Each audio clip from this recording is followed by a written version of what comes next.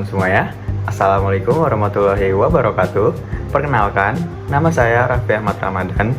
Saya dari program studi Ilmu Komunikasi, Fakultas Ilmu Sosial dan Ilmu Politik.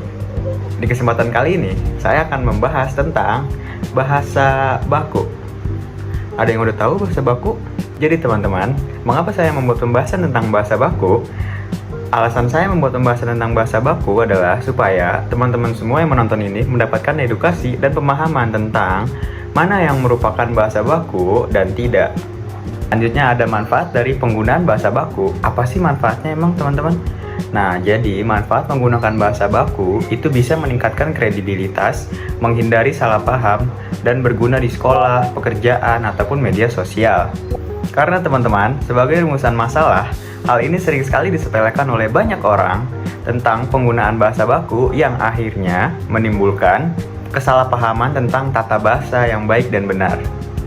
Selanjutnya teman-teman, selain saya ingin memberikan edukasi dan pemahaman tentang bahasa baku, di video ini saya juga ingin menjelaskan konsep secara mendalam, memberikan contoh, dan membahas penerapan tentang bahasa baku tersebut. Kemudian teman-teman, sebagai pendahuluan, apa sih bahasa baku itu? Ada yang udah tahu? Sini, saya kasih tahu. Jadi, menurut Kamus Besar Bahasa Indonesia, bahasa baku adalah bentuk bahasa yang standar, resmi, dan benar secara gramatikal. Sering digunakan dalam konteks formal seperti tulis-menulis, pidato, dokumen-dokumen pemerintahan, atau dunia pendidikan. Dan di Indonesia, bahasa baku biasanya merujuk pada bahasa Indonesia yang sesuai dengan aturan ejaan yang disempurnakan oleh EYD, dan juga Pedoman Umum Ejaan Bahasa Indonesia atau PUEBI. Jadi sederhananya teman-teman, bahasa baku itu berbeda ya dengan bahasa sehari-hari yang lebih santai, seperti bahasa daerah atau bahasa gaul, slang.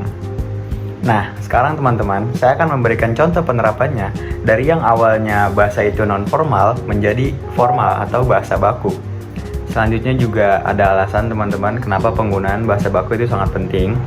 Jadi, dalam situasi formal, bahasa baku membantu menjaga profesionalisme, menghindari kesalahpahaman, dan menunjukkan rasa hormat. Nah, selanjutnya kita ke contoh penerapannya nih teman-teman. Dari yang merupakan bahasa yang bukan baku, non-formal, ke bahasa formal, bahasa baku.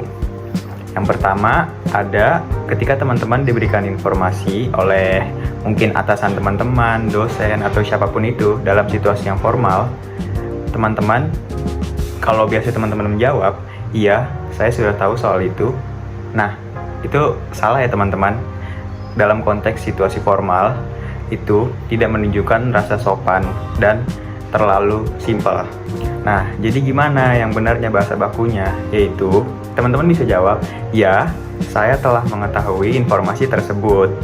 Nah, gunakan kata lengkap seperti telah mengetahui daripada sudah tahu, dan tambahkan iya sebagai respon yang lebih terstruktur. Itu berguna nih untuk wawancara kerja atau panggilan bisnis. Nah, selanjutnya ada contoh penerapannya, yaitu ketika teman-teman sedang rapat dalam situasi yang konteksnya formal, lalu teman-teman menggunakan kata, itu ide bagus, tapi kita coba aja dulu. Nah, itu salah ya teman-teman. Itu merupakan kata yang non-formal atau bahasa yang bukan bahasa baku. Nah, yang benar adalah teman-teman bisa pakai ide tersebut sangat baik, namun kita perlu mencobanya terlebih dahulu. Nah, tambahkan kata penghubung seperti namun untuk alur yang lancar dan hindari singkatan nih teman-teman. Ini cocok untuk meeting kantor atau diskusi. Nah, mungkin tadi adalah beberapa contoh penerapan kata mana yang merupakan bahasa non-formal atau bahasa formal, bahasa baku gitu teman-teman. Saya harap setelah menonton video ini, teman-teman bisa memahami dan bisa menerapkannya di kehidupan sehari-hari teman-teman. Dan juga teman-teman jadi tahu nih, mana yang merupakan bahasa non-formal, bahasa sehari-hari, dan juga bahasa formal, bahasa yang baku teman-teman. Dari ringkasan video ini, teman-teman dan saya telah memahami bahwa bahasa baku adalah bahasa standar yang sangat penting dengan contoh seperti mengganti aku menjadi saya dan cara menggunakannya dengan memeriksa EYD. Menggunakan bahasa baku bukan hanya tentang aturan, tapi juga tentang menghormati bahasa kita dan berkomunikasi dengan cara yang baik. Nah, sebagai akhir, mulai dari sekarang, teman-teman bisa nih mulai berlatih di rumah menggunakan bahasa-bahasa formal supaya ketika teman-teman sedang berada dalam situasi formal, teman-teman sudah paham dan memaksimalkan cara menggunakan bahasa baku yang benar.